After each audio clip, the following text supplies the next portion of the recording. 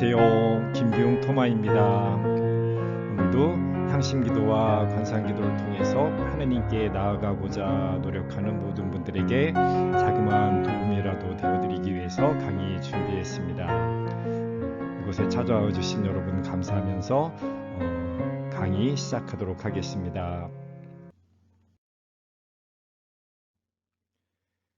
네, 오늘은 신비신학 윌리엄 존스턴 신부님의 신비신학 제10장 지혜와 공에 관해서 함께 이야기 나누어 보도록 하겠습니다.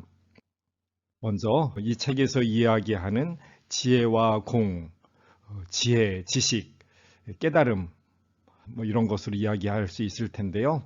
이 지혜라고 하는 것은 흔히 하느님 당신 자신으로 이해할 수 있을 것 같습니다. 또 아니면 하느님의 뜻 또는 하느님의 길, 하느님이 우리에게 알려주시는 방식들 이런 것으로 이해할 수 있을 것 같습니다. 우리가 어떻게 살기를 바라나, 하느님이 우리에게 바라시는 것은 무엇인가, 그리고 하느님 당신 자신은 우리에게 어떤 삶의 길을 보여주시는가, 그것 자체가 지혜이고 그것을 알아내는 것, 그것이 또 지혜라고 할 수 있겠죠.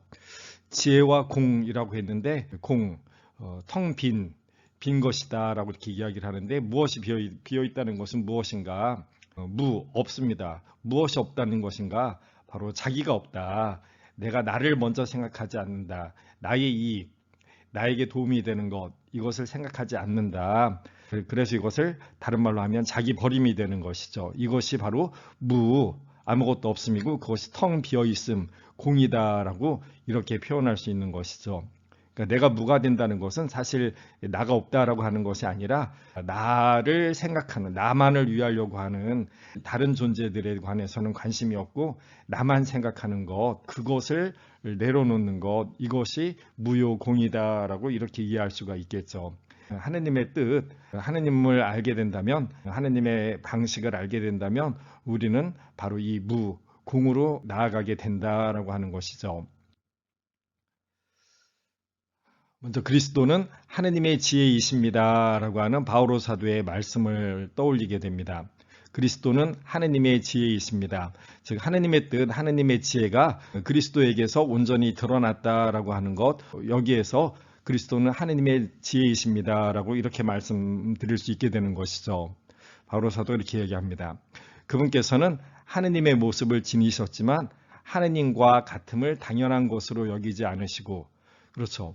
본래 태초에 말씀께서 하느님과 함께 계셨고, 또 그리스도가 그 태초부터 하느님의 말씀으로 당신과 하느님과 함께 계셨죠.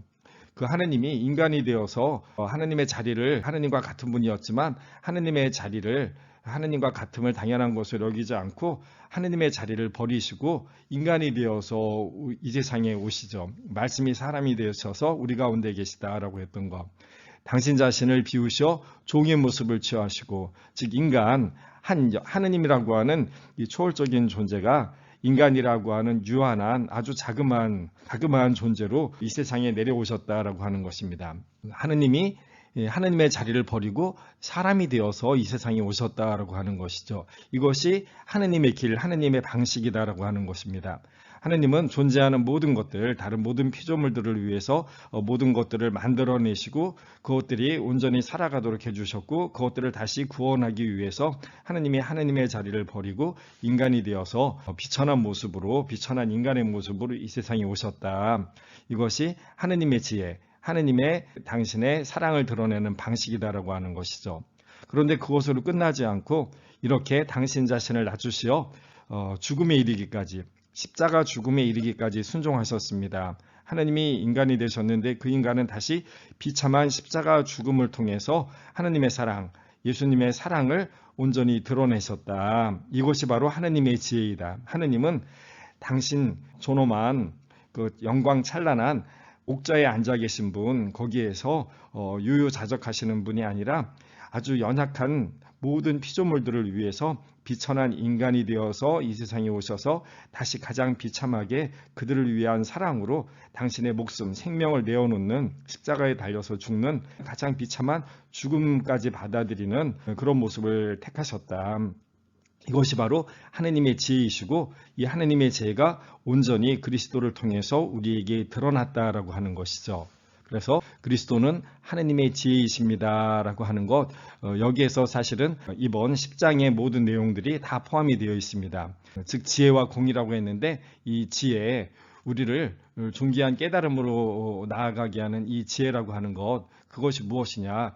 바로 이렇게 자기 자신을 기꺼이 낮추어서 나의 목숨까지도 내어놓는 것, 나를 온전히 버리는 것, 그래서 나에게는 그것이 바로 무효공이 되는 것이죠.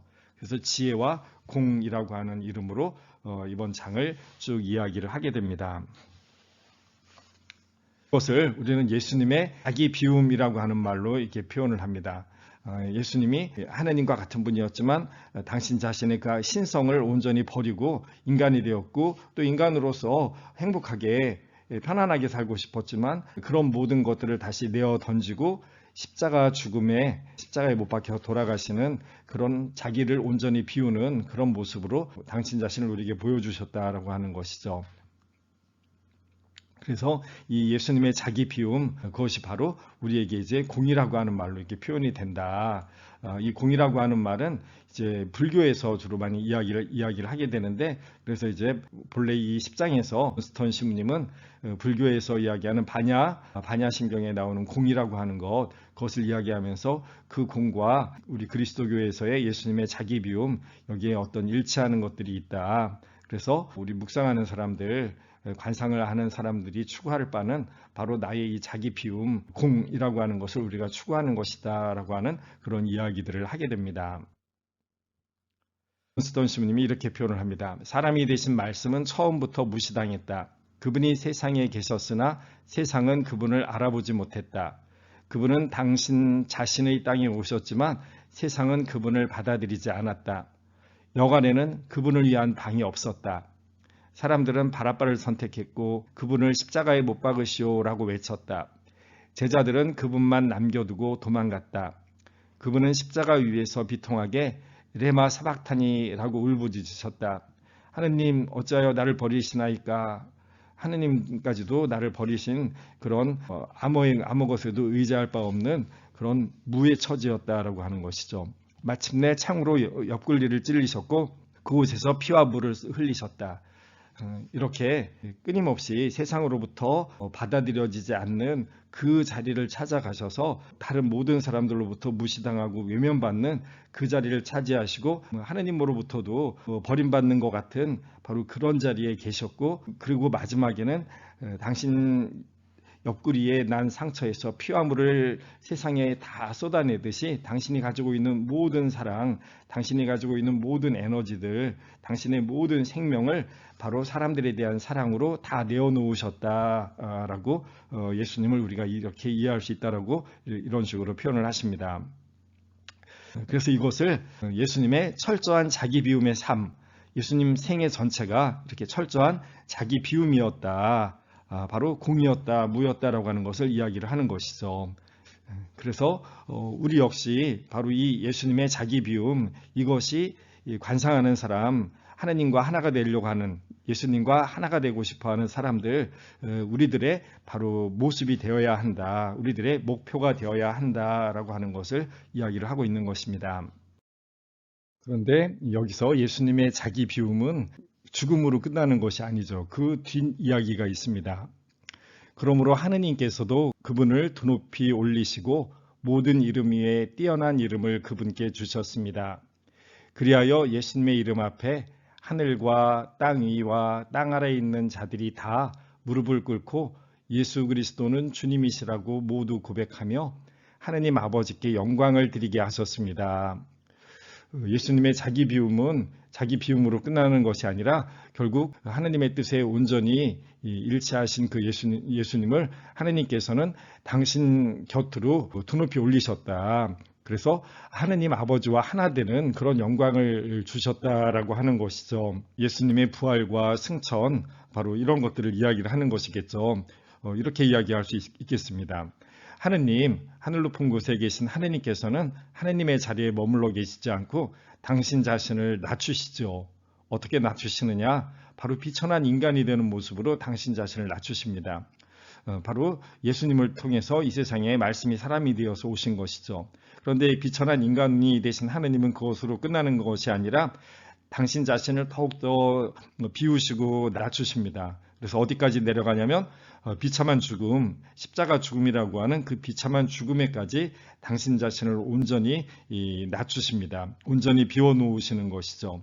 그런데 여기서 끝나는 것이 아니라 이 비참한 죽음을 맞이하신 예수님은 거꾸로 하나님에 의해서 오히려 들어 높여집니다. 어느 자리까지?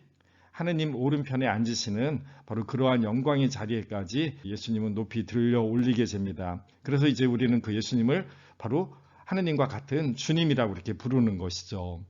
자기 비움, 온전한 자기 비움은 오히려 하느님과 같이 되게 만든다. 하느님과 하나가 되게 만든다라고 하는 것, 이것을 우리가 깨닫고 있습니다. 이것을 비움과 충만의 그리스도라고 우리가 그렇게 이야기할 수 있겠죠. 비움과 충만의 그리스도. 예수님이 당신 자신을 이렇게 십자가 죽음에까지 당신 자신을 낮추시고 비운 그 예수님을 하느님께서는 하느님과 같은 모습을 그렇게 충만하게 해주셨다라고 하는 것이죠. 예수님을 우리는 이렇게 이해를 하고 있습니다. 바로 그렇기 때문에 바오로 사도는 필리피서에서 하나님의 이러한 자기 비움, 예수님의 이러한 자기 비움을 통해서 무엇을 얘기하고 싶었냐, 바로 이것이었습니다. 그리스도 예수님께서 지니셨던 바로 그 마음을 여러분 안에 간직하십시오. 우리도 바로 이러한 예수님, 이러한 하느님, 하느님의 방식, 하느님의 이러한 자기 비움의 사랑, 예수님의 온전한 이런 자기 비하, 바로 이런 모습을 우리가 추구해야 된다. 우리가 기도한다라고 한다면, 하나님과 하나가 되고 싶다라고 한다면, 이러한 온전한 자기 비움, 무, 공, 이것이 우리가 추구해 나가야 될, 우리가 닮아야 될 바로 하나님의 모습, 예수님의 모습이다라고 하는 것을 이야기를 합니다. 그래서 존 스턴 신부님은 다시 이렇게 말씀을 하십니다. 그리스도교의 신비가는 논리와 생각을 넘어서 초개념적 침묵의 영역, 즉 신비적 침묵으로 들어간다. 우리가 무슨 많은 말을 하고 하나님께 이렇게 해주세요, 저렇게 해주세요, 하나님은 이렇게 하셔야 됩니다, 저렇게 하셔야 됩니다가 아니라 침묵으로 하나님과 함께 머물러 있는 침묵이신 하나님, 그래서 나도 침묵으로 하나님과 함께 있는 그 영역에 가서 머물러 있게 된다라고 하는 것이죠. 그래서 이것을 신비적 침묵이라고 이렇게 표현합니다. 우리는 이 신비적 침묵으로 들어가서 머물러 있게 된다. 거기서는 더 이상 말이나 개념이 필요 없다. 하느님께서 비이원론적 사랑으로 바로 가까이 현존해 계시기 때문이다. 비이원론, 나와 하느님이 두 개로 분리되어 있는 것이 아니다. 하느님과 내가 하나로 함께 머물러 있는 것이다 라고 하는 것, 이것을 표현합니다. 하느님께서 비이원론적인 사랑으로 바로 가까이 현존해 계시기 때문이다. 이때 가장 고귀한 지혜로 인도하는 내적인 불, 즉 사랑의 불이 그 안에서 일어난다. 우리가 기다리는 것은 바로 이것이죠. 하느님이 바로 사랑으로 당신 자신을 이렇게 드러내십니다.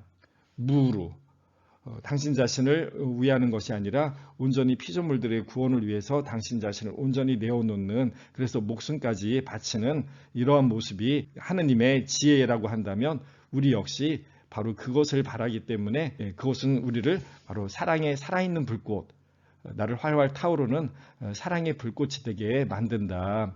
우리는 바로 그것을 그렇게 나를 변화 주십사고 기다리는 것이다. 어둡고 모호하며 신비로 가득 찬 이 지혜는 확실한 모양이 없고 말로도 나타낼 수 없는 것이다. 관상을 하고 앉아있다라고 해서 그 내 안에 불꽃이 막 일어나고 있구나라고 하는 것을 그때 느낄 수 있는 것은 아니죠. 나에게 아무런 일이 일어나는 것 같지 않지만 그러나 말로 표현할 수 없는 그 무엇인가가 내 안에서 나를 사랑의 산 불꽃으로 변화시키는 그것이 서서히 일어나게 될 것이다 라고 이야기를 합니다. 이것을 십자가의 성요한의 이야기에서 앞의 내용들을 다시 한번 이렇게 정리해서 표현하고 계시는데요. 제가 한번 조금 더 이야기를 해보겠습니다. 십자가의 성요한께서는 본래 그 완덕에 다다르는 것, 이걸 가르멜산 정상에 다다르는 것으로 이렇게 표현을 합니다. 이제 수녀님들에게 이 그림을 그려주면서 어떻게 이 정상에 다다를지 그런 것들을 좀 이야기를 하는데요. 우리말로 이렇게 표현을 할 수 있습니다. 이 가르멜살 정산에 올라가는 어떤 길이 있는 줄 알아서 그 길을 쭉 찾아가면 길은 끝나고 사라져 버린다. 하느님에게로 나아가게 하는 길이라고 하는 것, 이것이 어느 정도는 나를 가르멜산 위까지 올라가게 하지만 궁극적으로는 그 길을 통해서, 명확한 어떤 길을 통해서 나와 하느님과의 일치에까지 올라갈 수 있는 것은 아니다. 그 길이 특별히 보이지 않는다라고 이렇게 표현을 합니다. 글자를 옆으로 이렇게 해서 한번 돌려보겠습니다. 가르멜산 정상입니다. 이 안에 가는 그 길은 뭐 여러 가지가 있습니다. 불완전한 길입니다. 우리 끝까지 다다르게 하지 못하고 어느 정도까지는 높여준다라고 하는 것이죠. 여기도 불완전한 영의 길입니다. 지상의 보아들, 좋은 보아들이 많이 있어요. 그것은 겸손일 수도 있고 우리가 잘 알고 있는 지식도 있고 그 외에 나에게 무엇인가 좋은 것들을 소유하고 그 무엇인가에 만족하고 무엇인가를 깨닫고 또 거기에서 주는 위로들, 이런 모든 것들이 있는데 이런 것들이 다 아니다라고 이야기합니다. 이런 거가 나를 궁극에 이 하느님과 일치되는 여기로 이끌어가지 못한다. 나를 어느 정도는 하느님께 가까이에 다가가게 하지만 그것이 궁극적인 것은 아니다. 이런 것들 아니다라고 하면서 무라고 하는 말을 계속 사용을 합니다. 스페인어로 나다라고 이렇게 표현이 됩니다. 그리고 천상의 보아들도 있다. 여러 가지 하나님이 주시는 것, 우리 그리스도교의 진리가 우리를 이끌어가는 것, 이런 것들이 나에게 영광을 주고 만족을 주고 지식과 위로를 줄 수 있지만 이런 것들이 하나님과 온전한 합일에 하나가 되게 하는 것, 그 자리까지 이끌어주는 것은 아니다. 어느 정도는 나를 드높일 수 있지만, 그래서 그것도 아니다라고 하면서 또 무를 계속적으로 이야기를 하고 계시는 거죠. 그러면서 여기에서 이 이것들을 다시 한번 잘 살펴보겠습니다. 모든 것을 맛보기에 다다르려면 아무것도 맛보려 하지 마라. 모든 것을 알기에 다다르려면 아무것도 알려고 하지 마라. 하느님의 지혜입니다. 모든 것을 얻기에 다다르려면 하느님이 주시는 것, 아무것도 얻으려 하지 마라.